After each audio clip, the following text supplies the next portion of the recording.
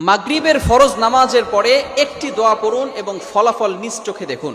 কোনো ব্যক্তি যদি মাগরিবের ফরজ নামাজের পরে এই ছোট্ট দোয়াটা পড়তে পারে, আল্লাহ পাক রব্বুল আলামিন ওই বান্দাকে বিপদ আপদ থেকে হেফাজত করবেন। শুধু তাই নয়, আল্লাহ পাক রব্বুল আলামিন তার উপরে 10টি নেকি আল্লাহ পাক রব্বুল আলামিন তার আমলনামায় দিয়ে দিবেন। আল্লাহ পাক রব্বুল আলামিন তার 10টি গুনাহ মাফ করে দিবেন।